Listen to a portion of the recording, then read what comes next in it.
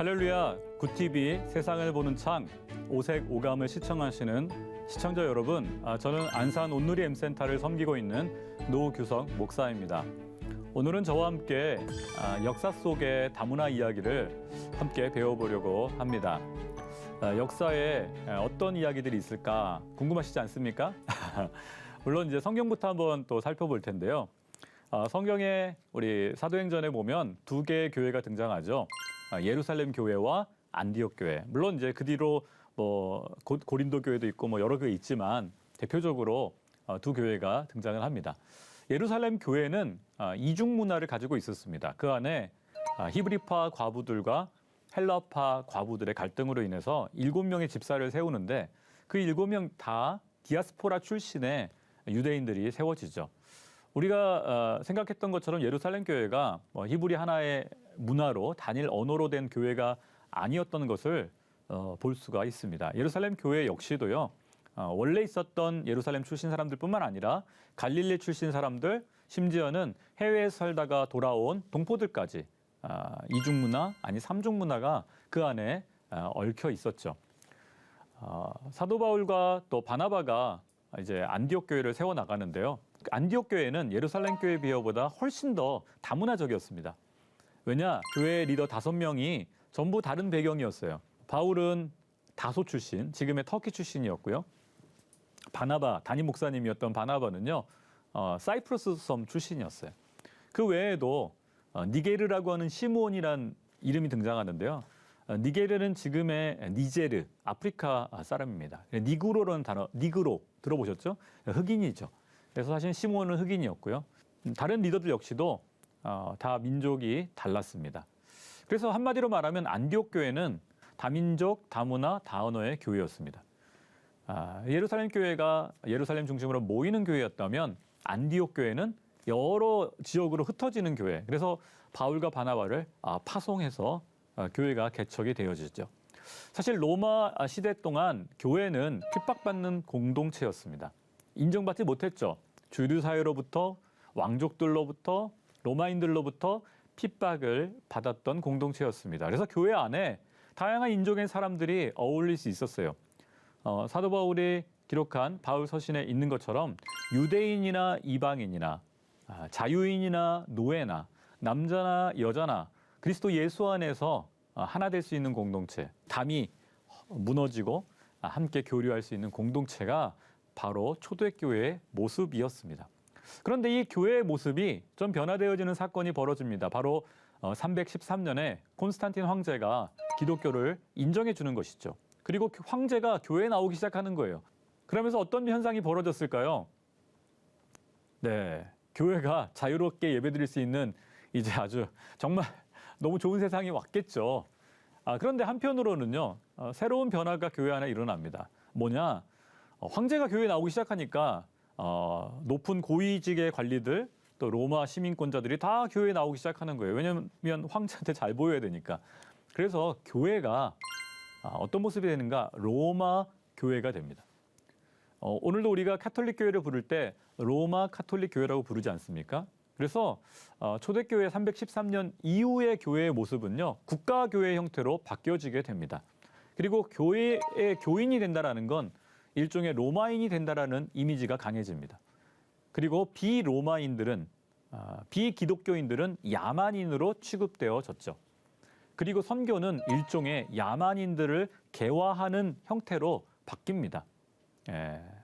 그래서 교회의 모습이 로마인과 비로마인, 사실은 자유인이나 노예나 함께 드렸던 그런 공동체의 모습을 잃어버리고 국가의 하부 조직처럼 교회가 로마의 종교기관으로 전락하는 일이 벌어집니다. 그리고 반대로 로마랑 경쟁했던 다른 주변국에서는 기독교인들을 더 핍박하기 시작했죠. 그래서 실제로 역사상으로 보면은요, 로마 안에서 순교당한 사람들보다 로마 밖에서, 왜냐하면 기독교인이라는 의미는 로마인이라는 의미와 같은 의미로 사용되기 시작하면서 경쟁 국가였던, 예를 들자면 페르시아 제국에 있던 많은 기독교인들이 죽임당합니다. 순교당한 것이 역사적인 현상이었죠. 우리가 잘 알고 있는 십자군 전쟁 역시도 사실은 이제 교회의 국가주의와 연결이 되어집니다. 예루살렘을 회복하자. 사실 선교는 정복 전쟁 형태로 진행이 되어지죠.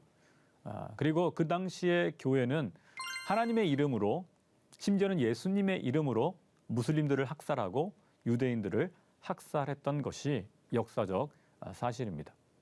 교회가 교회다움을 잃어버리고 도리어 교회가 정치화되었을 때, 그때 선교는 정복 전쟁이 되었고 타민족이나 타종교인들을 향한 아주 강력한 배타성, 그리고 심지어는 폭력성이 동반되어지게 됩니다. 여기서 중요한 점을 보게 되는데요. 그것이 과연 예수님이 그렸던 모습이었을까? 하나님이 생각하셨던, 아니 하나님이 만드셨던 교회의 모습이었을까? 우리는 생각해 볼 필요가 있습니다. 교회가 다른 민족에게 또는 다른 국가 사람들에게 어떤 태도를 가져야 될까? 초대교회 이후에 로마 교회의 모습은 안타깝게도 그런 모습이 아니었죠. 타민족을 향한 배탁성 때문에 다른 민족들, 다른 종교의 사람들은 죽어도 마땅하다라는 그런 생각들을 갖고 있었죠. 생명보다 종교가 더 앞섰을 때, 심지어는 우리 교회 안에서도, 그 교회라 하면 이제 로마 카톨릭 교회죠. 굉장히 폭력적인 형태로 선교가 진행되어졌던 것이 역사적 사실입니다.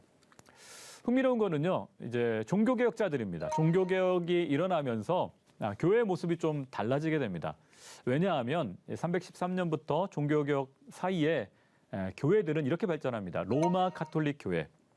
로마가 서로마, 동로마 제국 나눠진 이후로 동로마 제국은 이제 비잔틴 제국이라고 불렸는데요. 그것을 이제 비잔틴 교회라고 불렀습니다. 그 이후에는 그리스 정교회, 러시아 정교회, 뭐 심지어는 뭐 아시리안 정교회, 아르메니안 정교회, 또 이디오피아 정교회. 물론 이제 서방 교회는 로마 캐톨릭 교회 하나로 내려왔지만 동방 교회는 그 교회들 앞에 나라와 민족의 이름이 붙으면서 다양한 민족 교회들이 등장을 했었습니다. 그런데 종교개혁 역시도 이 민족주의를 벗어나기 어려웠던 것 같습니다. 왜냐? 독일 루터 교회죠. 영국은요? 성공회죠. 그래서 어떻게 됐는가? 교회 앞에 다 민족이나 나라 이름이 붙기 시작합니다. 로마 카톨릭 교회, 러시아 정교회, 그리스 정교회, 독일 루터 교회, 영국 성공회. 그러면서 이런 현상이 벌어집니다. 예를 들자면 독일 사람은 성공회 교회 안 가요. 왜요? 거기는 영국 사람들 가는 교회니까. 교회가 이 민족주의 장벽을 높이 쌓아 올립니다. 그런데 예외적인 한 사람이 등장하는데요. 바로 존 칼빈, 우리 불어는 장 깔뱅이라고 부르는 종교개혁자입니다. 왜냐? 칼빈은 프랑스 사람이었습니다. 그러나 이 성경을 중요시하고 이 종교개혁에 동참하면서 로마 카톨릭 교도들로부터 핍박을 당하죠. 목숨의 위협을 받습니다. 그래서 어쩔 수 없이 도망을 갑니다. 그리고 인생의 후반전 대부분을 스위스에 있는 제네바에서 목회를 합니다. 물론 중간에 잠깐 스트라스부르크에서 프랑스 난민들을 목회했던 적이 있습니다. 그러나 대부분은 제네바에서 종교개혁을 진행을 하고 목회를 하죠. 근데 흥미로운 거는 그 목회 대상입니다.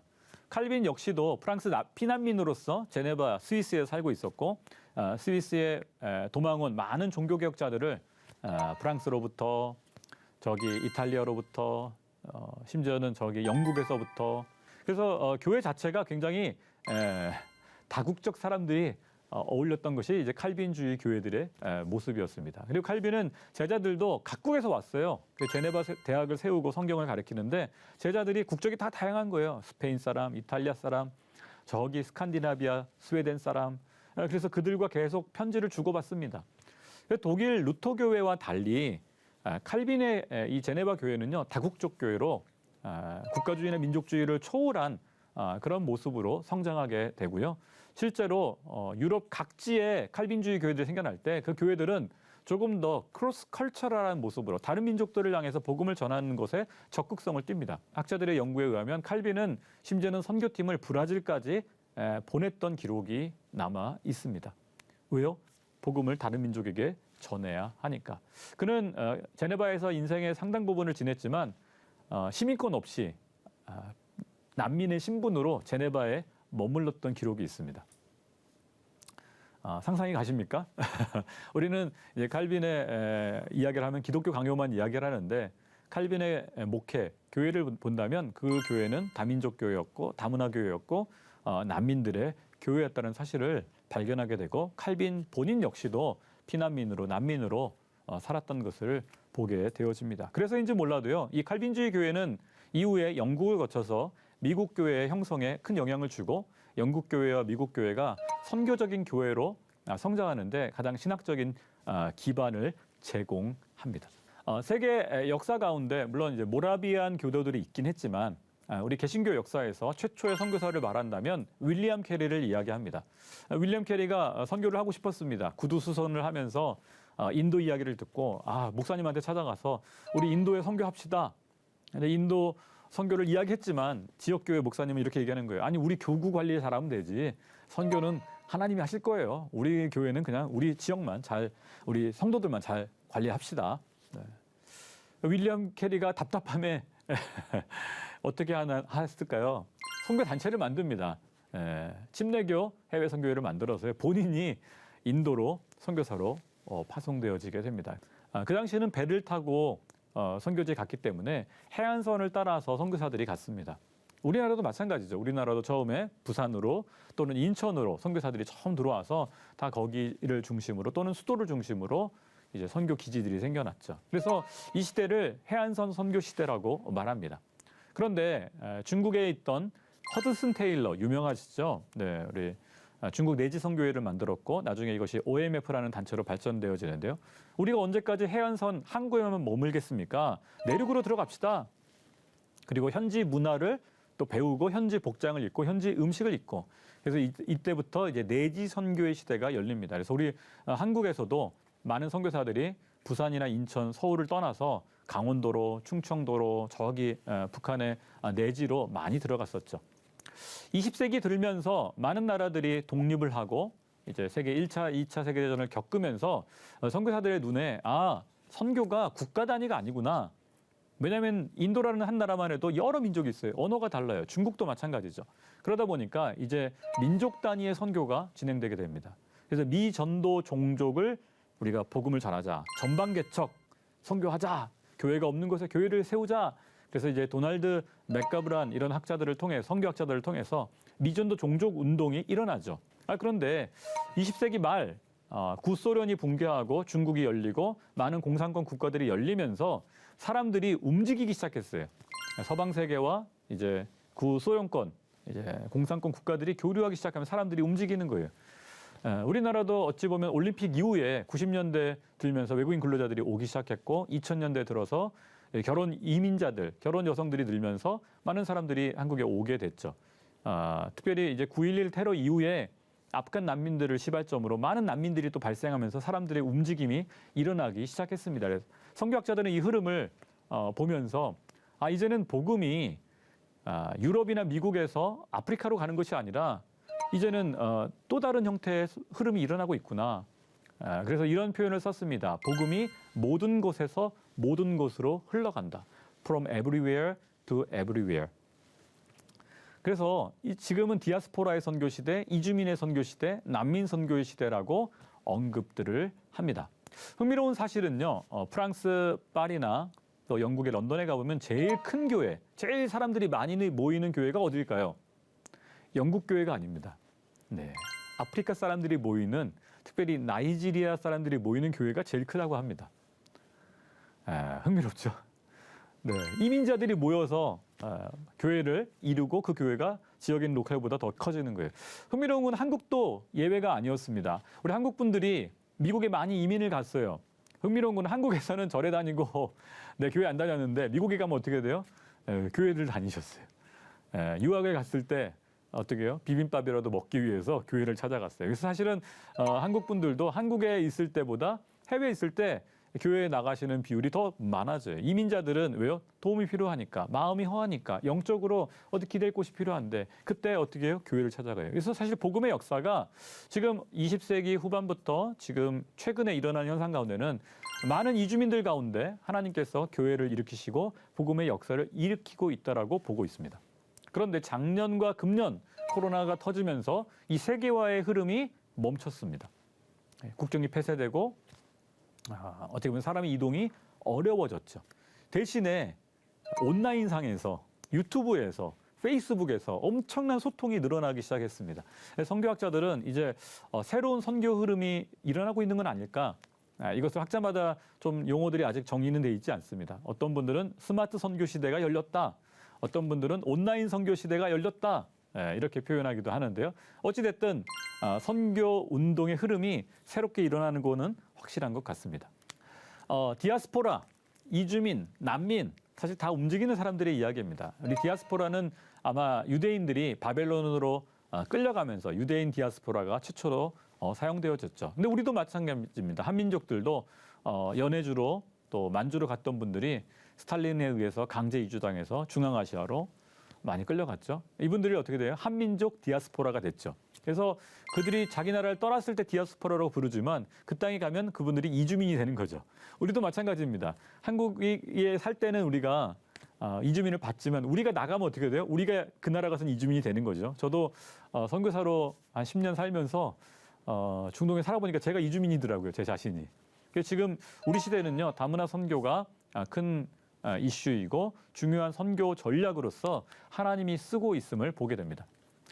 우리 한민족 아까 잠깐 역사를 언급했는데요. 우리도 사실 구한말 간도지방에 또 연해주 또 만주에 많이 가서 농사짓고 수십만 명이 가서 살았었습니다.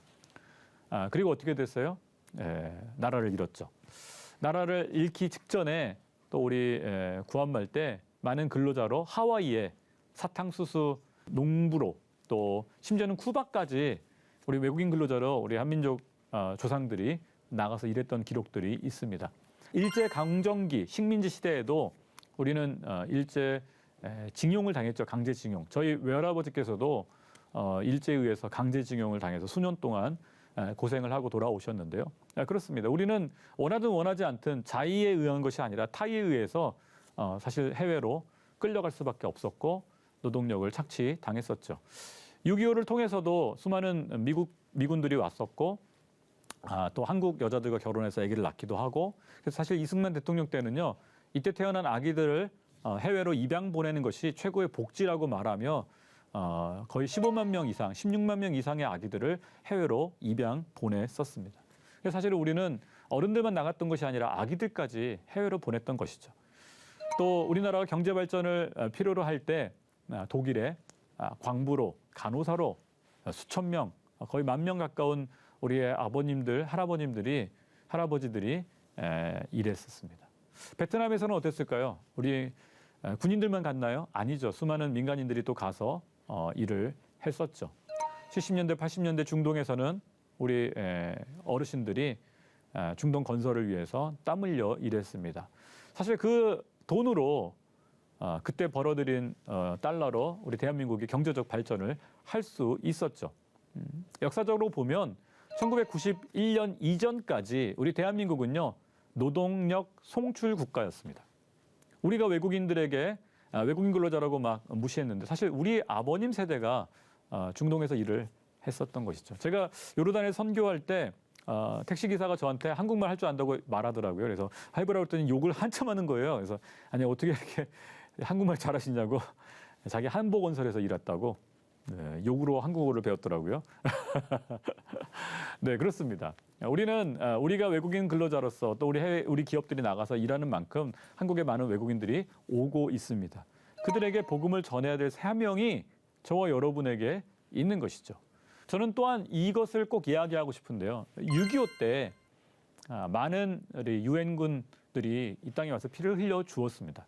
터키에서 또 필리핀에서 뭐 미국만 온 것이 아니죠. 심지어는 태국 군인들도 와서 싸웠고 이디오피아 군인들 춘천에 가보시면 이디오피아 참전 그 기념관이 있습니다. 꼭 한번 가보시기를 권해드립니다. 인도에서도 의료지원단을 보내서 우리 대한민국과 함께 싸워줘서 지금 우리가 이렇게 자유로운 대한민국에 살 수 있던 것 다 은혜입니다.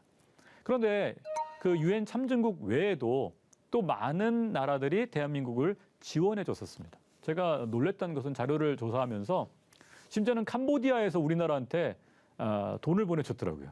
식량을 보내줬더라고요. 전쟁 때, 6.25 전쟁 때. 베트남에서, 사우디아라비아에서, 심지어는 미얀마에서도 우리를 지원해 줬더라고요. 그 당시 화폐 가치로 보면 뭐 수억 원에 해당하는 금액과 식량을 대한민국에 보내서 우리 국군이 싸울 수 있었고 우리 부모님들이 우리 조상님들이 생명을 이어갈 수 있었죠. 그 나라들의 리스트를 보니까요. 지금 우리가 다 선교하고 있는 나라들이에요. 반대로 말하면 이 땅에 와 있는 또 많은 외국인 근로자들이 바로 그 땅에서 왔어요. 태국 근로자들, 필리핀 근로자들, 인도 사람들, 미얀마 지금 사람들, 사실 불과 70년 전에 그들이 우리를 도와줬었습니다. 지금 우리가 경제 발전을 이루어서 어느 정도 우리가 이제 먹고 살게 되었고 좀 잘 산다고 해서 동남아에 있는 많은 국가들 사람들 무시합니다. 우리는 이제 얼굴이 하얗고 이제 금발이면 굉장히 이렇게 좀 잘해주는데 얼굴이 좀 까맣고 동남아 친구들이라면 막 반말하고 막 무시하고 함부로 대하는 경향이 있죠. 그런데 불과 70년 전에 그들이 우리를 도와줬었습니다. 그들이 우리를 대신하여 싸웠고 피 흘렸고 우리에게 먹을 것과 전쟁을 수행할 수 있는 재정을 보내줬던 나라였습니다. 우리는 이 역사적 사실을 기억해야 합니다. 저는 우리 대한민국이 우리 한국 사람들이 은혜에 보답할 줄 아는 사람이 되었으면 좋겠습니다. 은혜에 보답할 줄 아는 마음이 바로 염치라고 말하죠. 염치가 있어야 됩니다. 조금 잘 살게 되었다고 외국 사람들 무시하고 좀 가난해 보인다고 무시하는 건 졸부의 근성입니다. 특별히 우리 한국 크리스찬들은 이것을 기억해야 합니다. 저희 집안은 원래 유교 집안이었습니다. 그런데 저희 아버님이 5살 때 6.25 전쟁이 났고 온 가족이 굶을 수밖에 없는 상황 속에서 유일하게 식량을 구할 수 있는 곳이 교회였다고 합니다. 왜냐하면 미국에서 많은 구호물자 또 이렇게 해외에서 오는 구호물자들이 선교사들을 통해서 또 교회를 통해서 많이 이렇게 분배가 됐었는데요. 저희 할아버님이 저희 아버님을 이제 교회로 보내는 거죠. 네가 가서 5살짜리 보내서 식량을 얻어오라고. 분유가루, 옥수수가루, 또 옷이라도 얻어오라고. 저희 아버님이 5살 때 교회에 가서 구호 물품을 이제 포대자루에 담아 오면서 처음 교회를 다니게 되었다고 해요. 저희 집안에, 저희 전체 집안에서 저희 아버님이 최초의 크리스찬이 됩니다. 5살짜리가. 만약에 그게 없었다면 저희는 여전히 점치고 조상들에게 절하고 있지 않았을까. 물론 저희 집안에 아직 절반은 그렇게 점치는 분들이 있습니다. 그러나 절반은 예수님을 믿게 되었고 목사가 되고 또 교회 장로가 되고 집사가 되었습니다. 저는 이런 생각이 같습니다. 우리 가운데 물론 이제 이주민들 또 우리가 나와서 선교하는 분들 돌아보면 과거에 우리가 도움을 받았기에 지금 우리가 도움을 줄 수 있는 것입니다. 제가 중동에서 난민들을 섬기고 있을 때 저희 아버님이 눈물을 흘리시면서 고맙다 그러더라고요. 우리 아버님이 받았던 그 도움을, 그 은혜를 이제 내 아들 때 다른 나라에 갚을 수 있다라는 게 참 감격스럽다. 그 고백을 들으면서 제 마음 가운데 새로운 사명이 생겼어요. 그렇구나. 선교는 은혜를 갚는 것이구나. 과거 우리 대한민국 도와줬던 나라들을 돕는 것이구나. 최근에 아프간 사태를 보면서 우리와 함께 일했던 분들을 저희가 소중히 여기고 그분들의 생명을 구하는 것, 그분들의 가족을 구하는 것 정말 잘했다고 저는 말하고 싶습니다. 많은 나라들이 대한민국을 보고 있습니다. 이제 대한민국은 선진국이라고 불리는 나라입니다. 그만큼 우리에게 책임이 부여되고 있습니다. 전 세계에서 도움을 받았던, 어찌 보면 구호를 받았던 나라가 다른 나라를 구해주는 유일한 나라가 대한민국입니다. 많은 나라들이 우리나라를 보고 있습니다. 저는 이 역사 속에서 하나님께서 왜 대한민국을 이렇게 만들어 놓으셨나? 모델 국가로 샘플로 만들어 놓으신 건 아닌가? 마치 이스라엘을 택하셔서 하나님의 영광을 드러낸 것처럼 오늘 이 시대에는 대한민국을 들어서 하나님의 영광을 드러내고 있지는 않은가? 저는 우리 한국 교회가, 우리 한국 크리스찬들이 이 역사적인 현상들을 보면서 하나님의 마음을 알고 은혜를 갚는 선교를 했으면 좋겠고요. 또 한 가지 좀 아픈 부분인데 우리는 베트남 전쟁에 참여했었죠. 그리고 그곳에 원하든 원하지 않든 또 아이들을 남기고 왔습니다. 그들을 라이따이안이라고 부릅니다. 수천 명이 있다고 해요. 그 아이들은 적국의 아이로 베트남에서 무시당하고 학대당하고 살았다고 합니다. 우리가 버려놓고 온 아이들이 있죠. 필리핀에는 코피노라는 아이들이 있다고 합니다. 코리안 필리피노들. 많은 유학생들, 한국 남자분들이 비즈니스하러 갔다가 아이들을 놓고 왔는데 현지 여자들과 가정이든 아니 동거든 그 아이들이 약 4만 명이라고 합니다. 그 사람들은 한국을 향해서 한맺힌 기도를 하죠. 그 여인들 과부죠. 그 아이들은 고아 같은 아이들입니다. 저는 이주민 선교하면서 그런 분들을 보게 됩니다. 죄를 씻는 마음으로 사실은 이주민 선교를 하고 있습니다.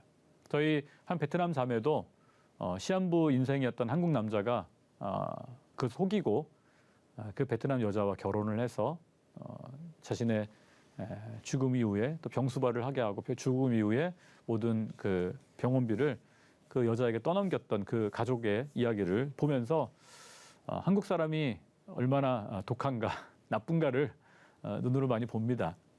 물론 좋은 분들도 있지만 한국 사람들이 다 좋은 건 아니죠. 그래서 이주민 선교를 하면서 다문화 선교를 하면서 이것은 죄를 씻는 선교라는 사실을 깨닫게 됩니다. 은혜를 갚는 선교이며 동시에 죄를 씻는 선교가 국내에 와 있는 난민들, 이주민들, 다문화 가정들을 돕는 선교이죠. 하나님은 오늘 우리 한국교회와 한국 성도들을 향해서 말씀하시는 것 같습니다. 너희는 나그네를 사랑해라. 전에 너희도 애굽 땅에서 나그네였다.